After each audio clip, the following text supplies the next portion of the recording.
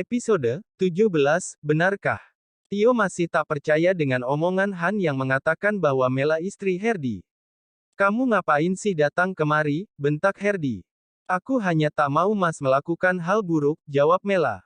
Aku bukan anak kecil Mela, tak perlu kau peduli, kata Herdi.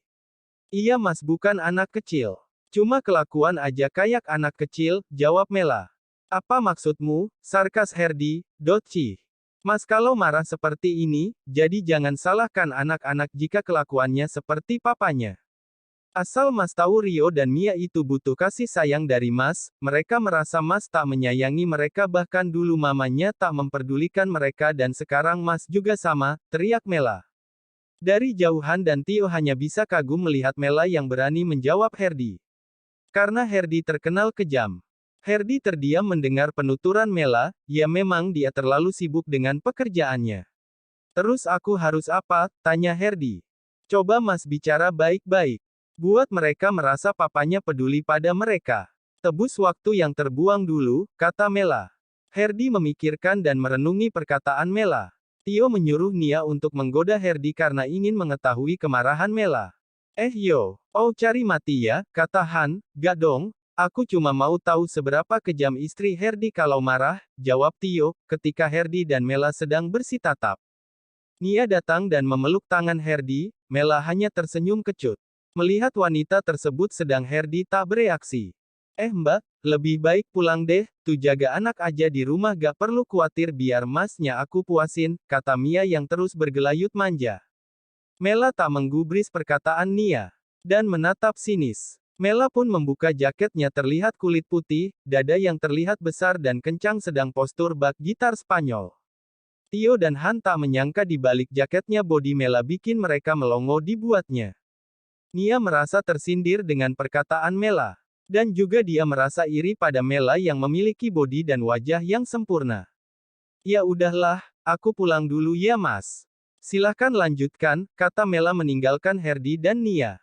Hei Kak Han mau pulang bareng apa gimana, tawar Mela yang akan masuk mobil. Bareng aja Mel, kebetulan aku tadi gak bawa mobil, dan Herdi. Nia dan Tio gue pamit mau jalan gadis cantik, kata Han menerima kunci mobil Mela. Herdi melepas tangan Nia, dan menghampiri dan menyeretnya masuk ke mobilnya. Han bingung dan keluar mobil. Hei Herdi mau kau bawa kemana gadis gue, teriak Han. Cih, mau ku kurung di rumah, dan bawa mobilnya besok biar diambil orangku, dan JGN pernah ngajak Mela macem-macem. Awas kalau masih berani, ancam Herdi. Sedang Mela sudah duduk manis, Herdi masuk ke dalam mobil dan langsung meninggalkan tempat itu. Hei Han gue lihat Herdi udah kayak dulu ya, kata Tio. Iya semoga, dan aku balik dulu ya, kata Han. Mela dan Herdi hanya terdiam selama perjalanan pulang. Herdi melirik Mela yang tengah diam, jiwa Herdi berontak bagaimanapun dia seorang pria normal. Mel, bisa gak pakai jaketmu lagi? Perintah Herdi. Mela tidak menjawab dan langsung memakai jaketnya. Sesampainya di rumah Herdi keluar mobil dan diikuti Mela. Tapi saat mereka sampai di ruang tamu Herdi menarik tangan Mela. Dan mendorongnya hingga membentur tembok. Tangan Herdi bertemu dengan Mela, Mela terbelalak menerima serangan Herdi, Herdi melepas tangannya. Mela masih terdiam, tangannya lembut banget. Herdi kembali memegang tangan Mela sekarang lebih menuntut. Mela yang tak mengerti hanya terdiam. Herdi mencubit tangan bawah Mela. Hingga Herdi melepas pegangannya karena merasa sakit, cubitan pertamaku, kata Mela memukul Herdi, apa cubitan pertamamu, tanya Herdi. Mela pun meninggalkan Herdi yang masih tertegun mendengar ucapan Mela. Emang selama ini mereka pacaran ngapain aja? Tapi memang dia seperti tak mengerti, batin Herdi. Mela sudah berganti baju dan bersiap tidur sedang Herdi baru selesai mandi dan berganti baju, Herdi yang masih penasaran pun memberanikan untuk bertanya. Mel, kamu pacaran lama ngapain aja? Kok duduk aja baru tadi, tanya Herdi. Mela pacaran hanya pengangan tangan. Dan duduk di taman, jawab Mela. Emang pacarmu itu gak keberatan ya, tanya Herdi, sebenarnya dia sudah sering maksa untuk duduk. Tapi aku selalu bilang aku mau kasih semua ketika sudah resmi menjadi istri, kata Mela. Emang dia bisa nahan? Tanya Herdi. Enggak, aku dulu sering mergokin dia duduk sama cewek lain, alasannya karena aku tak mau jalan sama dia.